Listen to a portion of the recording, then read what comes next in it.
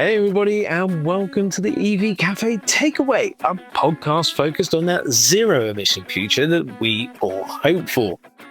Today I get joined by the wonderful John Curtis from the EV Cafe. You mean there's a wonderful John Curtis? There is. He's your alter ego. He's my father. Well, there you go. But every week we get joined by fabulous innovators, pioneers and collaborators of our industry. And this week we have the mighty Jack Cousens, Head of Policies for the AA. Fantastic, Jack. Welcome to the podcast. Thank you, Paul, and thank you, John, very much for having me. Very excited to be here and have a really good, fun discussion with you guys and introduce myself to your listeners here at the EV Cafe. Well, fantastic. And to those that pay any attention at all to the BBC travel news reports or transport-related news reports, they might be forgiven if you might need to go over and check on YouTube. But this man may look familiar. Jack, tell us, I mean, that is one glamorous side of your job, but tell us about both sides of your job within the AA. You're right. Doing the TV interviews and the radio interviews, that's the glamorous part of the role, being a talking head, for want of a better phrase, for the AA. But being head of roads policy means that I get to play with lots of things that drivers think about, they dream of, they despise, they detest. And I get to be the voice of the motorist, working alongside Edmund King and the rest of the team. And we get to talk about everything, be it smart motorways, seatbelts and car safety, electric vehicles, of course, and the ZEV mandate, where that may or may not go, all the way through to things like private parking, taxation, all of the stuff that really keeps drivers thinking about what's the next thing. That's what I get to play with and get involved in. If you operate a fleet of cars or vans, you'll know electric is the future. Transitioning to EVs can appear daunting, but with Europcar, it's effortless. Our long-term EV rentals eliminate the upfront costs, contract commitments and uncertainty. Instead, you'll get total flexibility, a wide choice of cars and vans, and Europcar's expert support. So, make the switch without the stress and experience Europe Karma. Search Europcar Business. Jack, I'm fascinated to understand how you are so good at this. Have you been trained to be able to go in front of the press and be able to speak from such a strong foundation? You're clearly articulate, capable, but there's a certain amount of practice, I guess, that's necessary to be as good as you are? There is a certain amount of practice, yes. I mean, somewhat self-deprecatingly, I always feel that PR people are failed actors. And indeed, politicians are definitely failed actors. And I used to be a local elected politician here in Basingstoke. So I used to go and annoy people on a Sunday morning and knock their door and say, could you vote for me, please? So I've done a fair amount of political campaigning and speech writing and talking to people. And even some of my early jobs before I joined the AA, I worked for a company that was doing the pensions for BAE Systems, and I would do presentations to people who were in the pension scheme, what their pension was going to look like. So I've had a lot of experience talking and presenting a wide variety of things. But actually, here at the AA, this is probably the champion dream job that I could have hoped for. It's a company that I desperately wanted to work for. I managed to get my toe in the door, not doing this role, doing something completely different. I was looking after the fleet of cars for the AA driving school.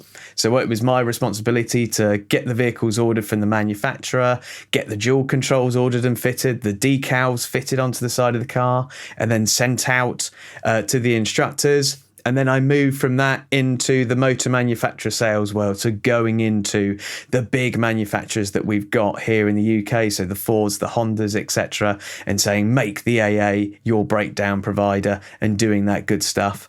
And it was only through the good work that Edmund and his team were doing that I became more and more interested in that role. I had a really good relationship with the person who had this role before me, Mr. Paul Waters. He retired. And on the day that it was announced his retirement, I sort of marched myself into Edmund's office and said, Edmund, you need to give me this job. And credit to Edmund, he said, well, there's a recruitment process and, you show us what you can do. And I must have impressed enough to be given this rather glamorous title. And yeah, I do feel that weight of history. We've been around since 1905. We've always been the voice of the motorist, and it's my job to keep that going. And it's a really important job, but one I take very seriously. But also, there's a huge amount to see, do, and play with, and that variety is what keeps us going. It's fantastic, Jack, to see the depth that you bring to the to the whole job. Because what's clear? I too am a failed actor. Yes, I was in the National Youth Theatre. Everybody, many years ago, I had a great line called "Tennis balls, my liege." That was as good as I got. I was on the West End stage, but that was it. Henry V, if I'm not mistaken. I think it was. Oh, it could be, actually. I could be wrong. I thought it was Richard II. But anyway, you might well be right. You might well be right. It was a gift from the King of France to the King of England. Definitely Henry V. It's my favourite Shakespeare play. It's definitely Henry V. There you go. I've been quoting it wrong all the time. Hence, failed actor. Anyway, Jack, you really have brought a whole stack of insight and knowledge, and you in working your way to the point that you've done, rather than just sort of dropping in, you've really kind of, absorbed the whole motor industry, which of course the AA is involved in, right from the very first point of call of dual controls and learning to drive, all the way through to working with the manufacturers to keep the vehicles on the road and all of those good things, but also, importantly, to help us understand what's going on out there in the world and what we should be paying attention to. Now, I know about the smart motorways. I know about potholes. What I was really surprised around was seatbelts. The campaign around seatbelts again. I know this has nothing to do with electric vehicles, everybody, but I think there's an important principle here. Tell us about the sort of campaign around seatbelts and what's happened. So we've analysed the data that the Department for Transport produce every year off of the Stats 19 police reports into road fatalities on our roads. And what it showed is that with car occupants, a fifth of car occupants, that when they died, they were not wearing a seatbelt. So when we delved into that data a little bit further, we discovered that there was a high propensity of younger drivers and passengers who were not putting their seatbelt on. And particularly, it was an issue with younger rear-seated passengers. And when I'm saying younger, I'm not talking about children here. I'm talking about people who are aged sort of 17 to 24. So people who have been long part of car journeys as part of their life. And for whatever reason, we are seeing young people not put their seatbelt on. And indeed, from having conversations with people in and around the office about this campaign, it's made them think about their behaviours and attitudes as well, even for themselves getting into the back of a friend's car. I spoke to one of my colleagues the other day who said, actually, thinking about it, when I get in the back of my own car and my wife's driving, I don't put my seatbelt on. And probably one of the most common things that we all do, and I know I've been a victim of it myself, and I've thought about it again, is I've got in the back of a taxi and I've gone, oh yeah, I didn't put my seatbelt on for that journey. There's something about the shape of that vehicle and the layout of those seats in the rear that makes us think, actually, we don't need to do it. And it's just now triggering that switch in behaviour into going, before we set off, before I go anywhere, I must put the seatbelt on because it's so important. We see so many crashes where actually somebody's life was saved by wearing that seatbelt. So, and all it takes is that 3 to 5 seconds at the beginning of the car journey before you set off. It seems so simple, but for whatever reason, it's dropped out of vogue. It's dropped out of being something that we consciously do, and we've got to capture that and get it back. Jack, you need to be the face of the new Clunk Click advert. So I'm too young to see it initially, but I am. Well, my parents gave me a superb upbringing in brilliant television, and it was a really good TV advert. But actually, I think people like me, it doesn't hit, it doesn't wash. I think what's really actually would wash more is people like Stormzy. Stormzy got banned from driving very recently for not wearing his seatbelt, and he did the right thing. He owned up and he said, "Yeah, I didn't have my seatbelt on," and he got banned. And actually, I think what we need to do is use him and people like him as a bastion for road safety. They've got a huge fan base, they've got a huge influence, and actually let's use them, because people would far more definitely would want to listen to Stormzy compared to somebody like me.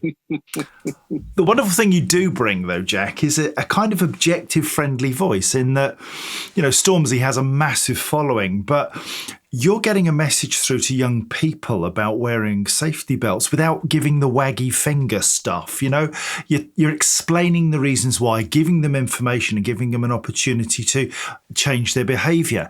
And the transition to electric vehicles is very similar. There are those who are out there almost pontificating from upon high that, it's all about the greater good and climate change and air quality and all that stuff, which of course is right. But actually, if you're going to get through to young people, the last thing you can do is sound like a parent, which is what Paul and I tend to do sometimes. You have that beautiful objective place of being able to say, now listen, buddy, we care about you very much. We've been championing the cause of drivers for longer than your grandfather has been alive. Do us a favour. Listen up, hey? That's your role. It is our role, and you bring in electric vehicles and how we help that transition, and it's a really good analogy that we are an arm around the shoulder. We know everybody is on a completely different timescale, and some people want to change right now, others don't want to change at all, and then there is this huge group in the middle who they're not hostile, they're just hesitant. And there are a wide range of reasons as to why they're worried about moving to an EV. Some of them perfectly legitimate. They're one of the 30 to 40% of drivers that don't have any form of dedicated off-street parking, and that's their key concern, and we need to find solutions for that. There will be others that have just absorbed negative news stories from the media and have then gone, well, if this is what it looks like, I definitely don't want it. I definitely just don't want this. It's then our role to go, right, okay, tell us what you think. Let us understand your issues, concerns, and then let's talk about it. There are concerns that people have that are perfectly legitimate, and we front them out and go, yeah, okay, that is a legitimate concern. There are some potential ways around in the short term, but in the medium to long term, they may improve.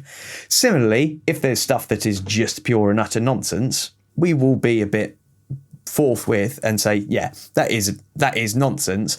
This is the reality. And what we're trying to do there is exactly right. It's not trying to shove people before they're ready. It's giving them some reassurance. It's giving them that knowledge base that actually, when you do want to make the shift, we are here to help you as the AA, but actually there are other bodies, there are other people as well to help you on this journey. You're not alone, but if you want some reassurance, if you want some expertise and a bit of knowledge, we can help you.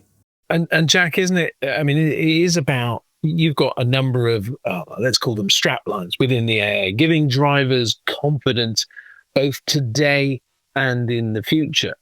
But the only reason that you can give drivers confidence that in the future bit is because, as the sign says behind you, you're always ahead. Now, what I've always been impressed about is that obviously in the learner driver contingent, you've got electric vehicles. In your own fleet, from a passenger vehicle point of view, you've got electric vehicles.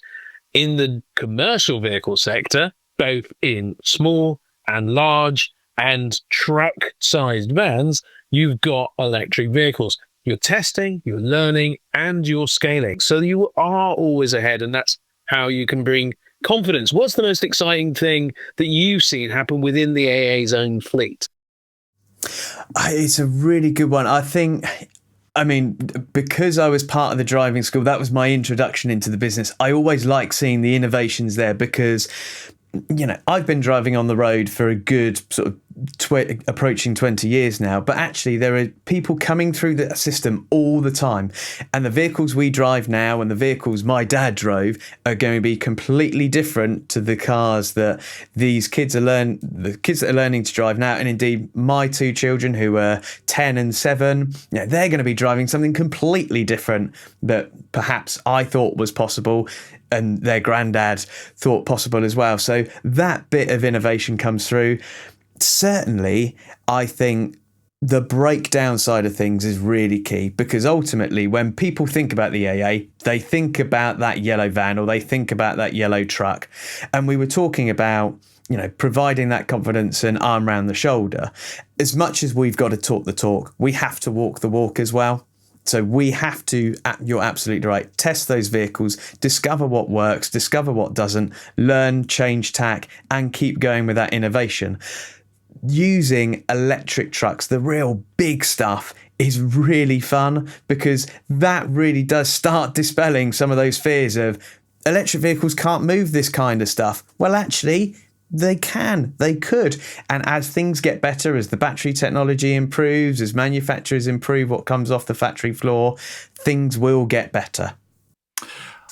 One of the key things that Drive Tech, a sister business of yours that helps people to get a better experience when they're driving, drive safer, drive more efficiently, one of the key things they taught me was that you should stop looking at the end of your bonnet as the distance that you need to look ahead to see what's coming, and actually look 200-300 meters ahead and anticipate so that you can plan accordingly. With that in mind, Jack, can you give me a sense of what the AA is looking at down the road that is coming that could be a great experience or potentially a hurdle to overcome? A pothole, if you will. Yeah, I mean, it's really interesting because when I was learning to drive, my dad used to say, drive to the distance, which was exactly that. You look as far as you can and you're thinking about what's coming. And certainly if I think about the world of motoring as it is at the moment, yes, the big thing right up close to drivers at the moment is electrification. But actually, if we sort of look 10, 15 years on, I think the wider world of connected vehicles, semi-autonomous, and even the potential of fully autonomous vehicles is a really interesting place for everyone to be a part in. And as much as we've got very good driver assistance technologies now on new cars coming off the factory floor, the ability where potentially drivers are going to take their hands off the wheel and give control to the technology and let that drive is both impressive, but it's equally scary. And indeed, there are a huge amount of ethical questions that have to be answered in that, in terms of what wins out. And it's something that we test. We have Europe's largest dedicated motoring panel. So we test them every month on lots of things. We want to find out their opinions on how we fix the state of the roads, but we're also asking them about these things such as autonomous technology. And we do use a tweak on the trolley problem, which is if an fully autonomous vehicle has to crash into something and someone is going to lose their life, what should it pick? And it's interesting where those drivers and where our members fall, because it's a really tricky scenario. Nobody likes thinking about it. Ultimately, the technology should never get itself in that position, but it might have to. And those are the real ethical quandaries that we have to find out from our members, but then also put that forward to government. We've contributed quite extensively to the Law Society and the Scottish Law Society's investigations and research into autonomous vehicles. And we will keep doing that because we know this is only going to keep coming.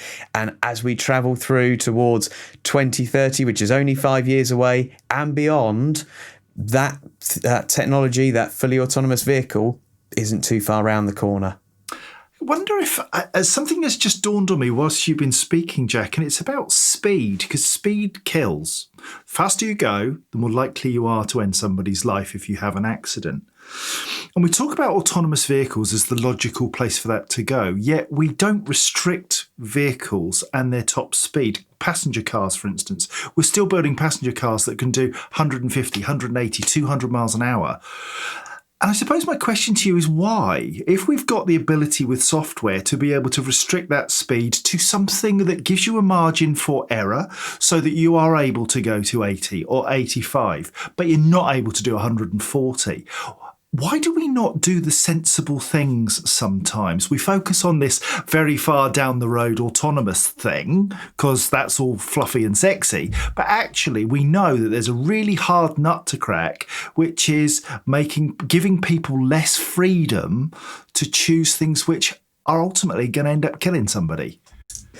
It's a really good question. And I think part of that is, and I wonder if it's a little bit of a hang on from where manufacturers were competing right in the really early days of combustion engines in terms of how fast can we make this thing go?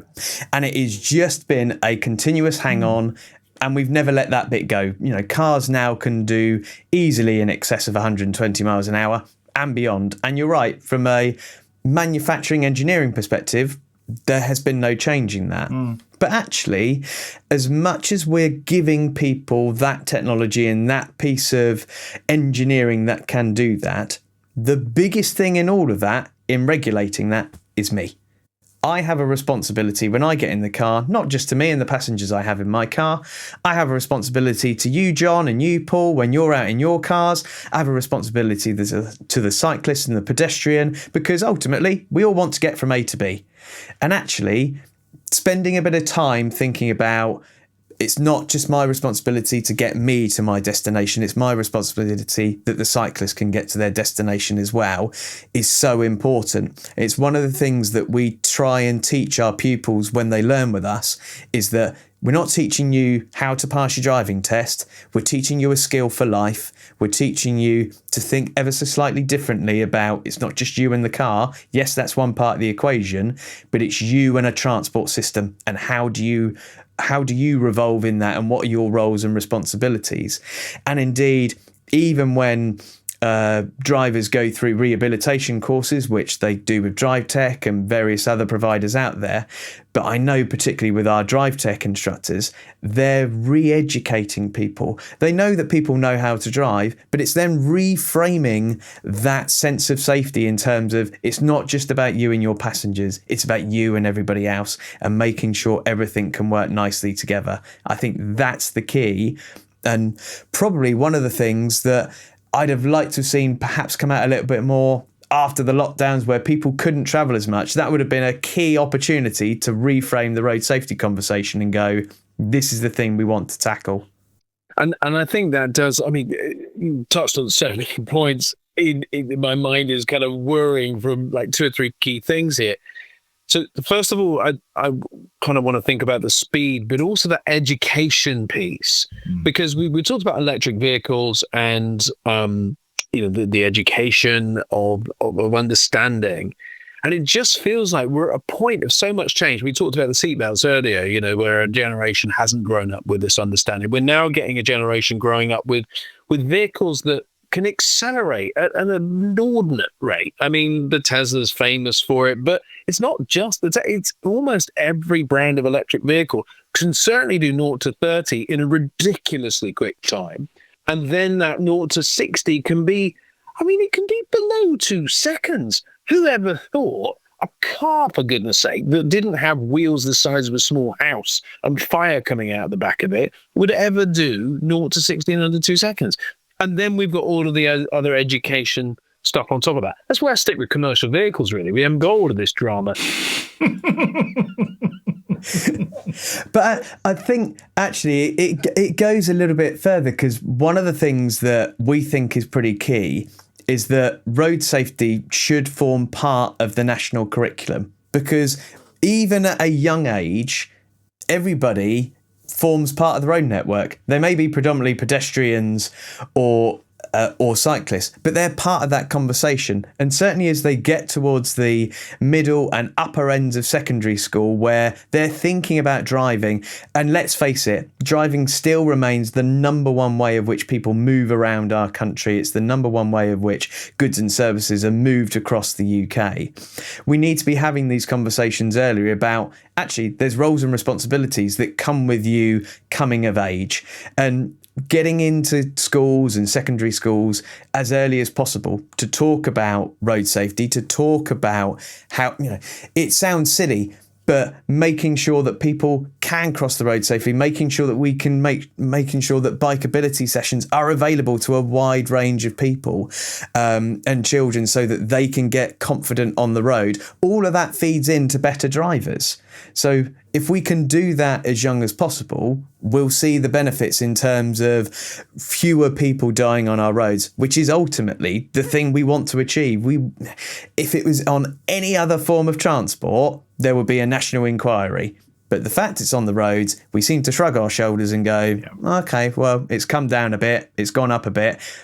And yet we think that's acceptable. And that's the one thing that does grind me, is that we've got to change that perspective and go, no, if the goal's zero, how do we get there? And there's a multitude of things that need to be done.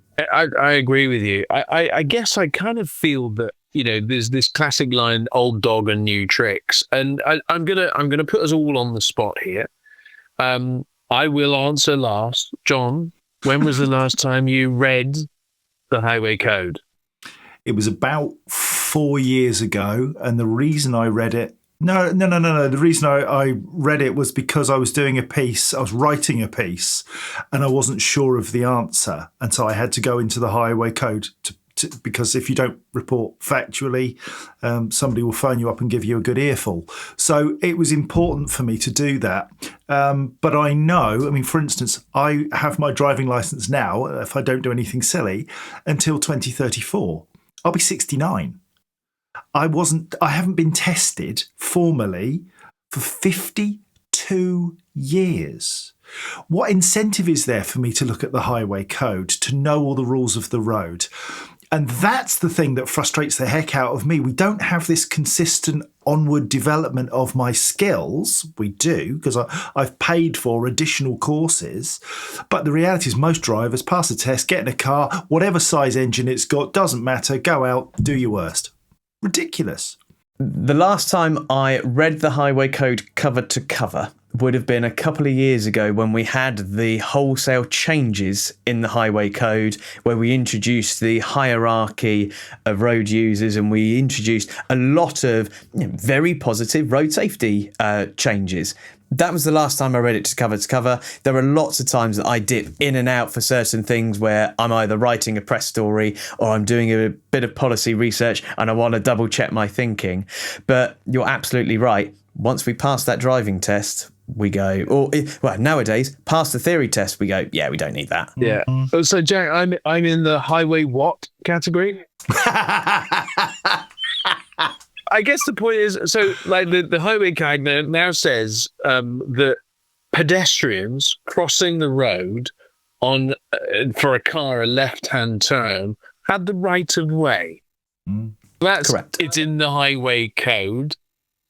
98% of the population have never seen that. And a few pedestrians are brave enough to put it to the test, and usually ends up with a bit of a argy-bargy. And I suppose it's this kind of concept that I'm sort of thinking education needs to be front and center, right? And this is why policy, you, Edmund, and all of the guys are really helping us to kind of readdress or re-engage with that. But do you see my point? It feels difficult. I do see that, and it's actually something that we tested in and amongst our panel. So we asked them at the time, literally the month before the changes were going to go live, these changes are coming, right? And the vast majority of people went, no, what the hell are you talking about? So then we pointed them into a link into this is what it says. And then we asked them a month later and said, have you read the changes to the highway code that came in this month? No, what the hell are you talking about? So then we left it for 12, 18 months and we said, okay, the highway code changed 12, 18 months ago. Can you remember what changed? What do you mean the highway code changed? What the hell are you talking about? Was the predominant answer. So you're absolutely right. There are huge education things. And actually, as part of that process, our recommendation to the Department for Transport was you send everybody a letter each year saying your car tax is due for renewal. Here's your car tax renewal. Inserted in that should have been a pamphlet going, the highway code has had a major overhaul and you need to know about it. These are the top changes that you now need to adhere to. And if you want to discover more about why we've done it and the full rules, here's a link. But yet it never happened. So the government is desperately asking people to educate themselves, and yet we're not necessarily helping people with the tools necessary to go and do that. I could probably foresee why. They said cost. But then, what price safety? Mm-hmm. Indeed. Now then, young Jack, you have an opportunity to go out into the AA and to spend a day doing a job that isn't your own and isn't Edmund King's. Whose job would you do from the wide range of things that the AA provide? And why would you choose that one? I would hands down pick being a patrol, especially because I have very, very little mechanical knowledge and experience. I can just about hang a shelf. I can just about put a picture up. I can just about plug a new TV in. After that, I'm struggling. So I'd like to know I'd actually like to know how a car works and actually be competent enough to start taking bits out, put them down and know exactly where I've put it down to and be able to fix it and put it back in again and get it working. That sense of satisfaction of it is, when those jobs come through to the patrols, it is very top level that you're going to see Mr. Smith, they're at this location and this is the problem that they've reported. That problem they've reported is a very colloquial thing. Car won't start. Right, well, why is it not starting? The internal checklist of, okay, I'm going to look at X, Y, Z, ABC, 1, 2, 3, and they will know fairly quickly, okay, if it's not these things, then it's probably that. They'll test it. Yeah, okay, it is that. And then they can fix it. How incredible. It's like waving a magic wand. And it just amazes me how our patrol force are so knowledgeable and are so good at fixing cars.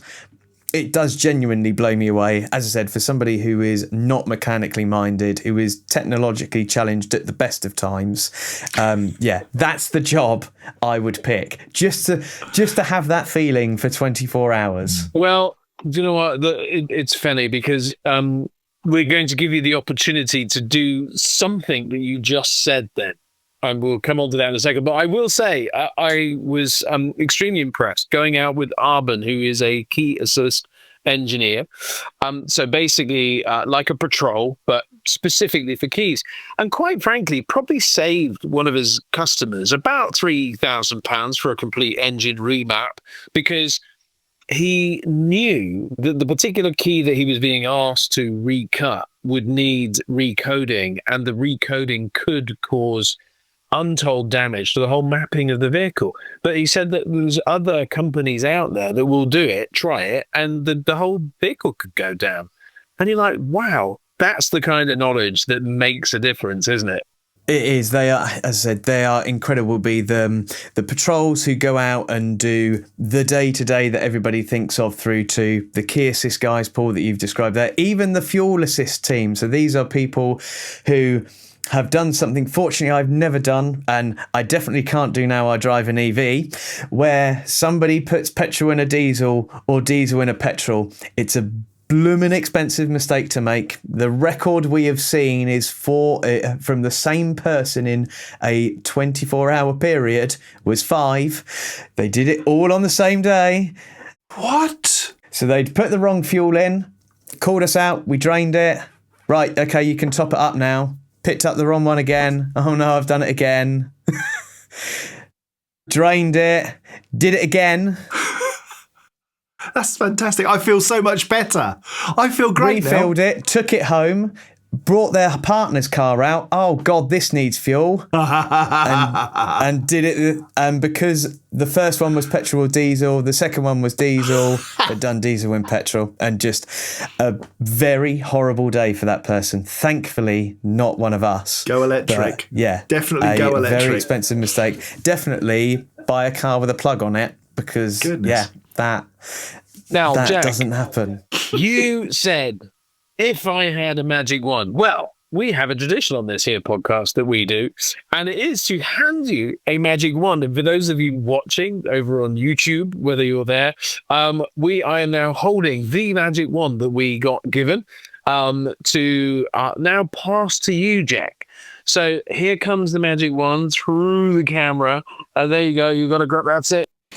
Oh, thank you very much. I shall treasure this, and I shall wave it frequently. Well, you haven't said so. This is a one-use only magic wand. I'm so sorry, and so we need to know what that wish will be as you wave the magic wand.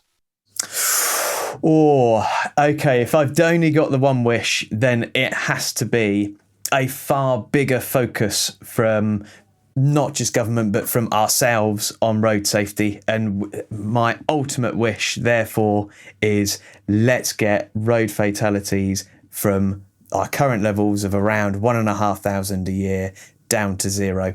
There should be no way that somebody can walk out their front door at any given day and not come home because of something that's happened on the road, which is, in the vast majority of the time, completely preventable. So if I've only got the one wish, that's where I'm putting it. Well, that's a laudable wish. All I'm grateful for is that we have people like Jack in places where you can actually go and do some good. You know, I think very often we speak to people who have good ideas and good intentions, and what you're able to do is to match a brilliant brain with a great presentation to go and make stuff happen. And that's a fairly unique opportunity, Jack, and I'm just glad that you're sitting in the seat saying the things that need saying and influencing people to make better policy, go and do the right thing, and ultimately make the roads that bit safer, cleaner and better for all of us. Thank you very much. As I said at the start, it's an absolute sort of dream role for me to come into this and play a very small part. I'm blessed to have a very good team around me because you're only as good as the people you work with. I'm blessed that I've got a fantastic team to work with, and that is our ambition. We know that we represent the voice of the motorist in lots of various things, but actually the crux of it is, how do we keep people safe? And that's what we want to do. Speaking of a small part, here's Paul. There you go. There's the one, the one in every podcast. There we go. It's been a real privilege, and I can see why the AA is always ahead, because it's got people like you that are passionate and determined to make that difference, to bring education, to support, put an arm around us all in our motoring lives, and also to pick us up when we're all breaking down beside the road. Because, your patrol teams are brilliant when they turn up. They're super positive, always able to pick you up, give you good advice beside the road. And you guys are looking to help. And it's great to have organizations like you that not only are partners with the EV Cafe, because that's what we're very grateful for, but partners with every single motorist out there to help them, because you're always ahead. So with that load of cheese and corny repeating of strap lines, but they're all true. This is the fact, These are true representations of your business, and I'm so thrilled that we get to spend a little bit of time with you, and we look forward to hearing from you many times, and we'll be watching out for you. Jack, thank you for today. Any final thoughts that you'd like to lead us with? Just a thank you very much to yourself, Paul, and to John for having me. I appreciate you're both incredibly busy people, and to spend a little bit of time with me and tell you a little bit about what I do has been an absolute pleasure. Would love to come back again and talk to you about anything and everything. If you wanted to talk about whatever, I'm more than happy to help and come back again, but an absolute pleasure. That's on. That is definitely on. I was going to say, John's going to be grabbing you for the news. You're going to be a star of the EV Cafe news. Forget BBC and ITV, all that lot. No, you're going to be the EV Cafe news roving reporter. And Jack from the AA says, over to you, Jack. All that good stuff. So we would love to have you on again. It's been great. And so if anybody has been on rock under their whole lives, do go to the AA website, connect with the AA. If you're not a member of the AA, and 3 or 4 million people already are, please do go and check out what they can do. I'm signing up my own daughter to get that support because it's the kind of support that you need and we need. I'm beginning to sound like an advert now. It's terrible. So head over to our website, theevcafe.org, for many, many more wonderful podcasts like this. Also, you can watch on Spotify and Apple and follow all of our LinkedIn pages, the EV Cafe News, which John leads on. With all of that said, great day, everybody, and thank you for joining us.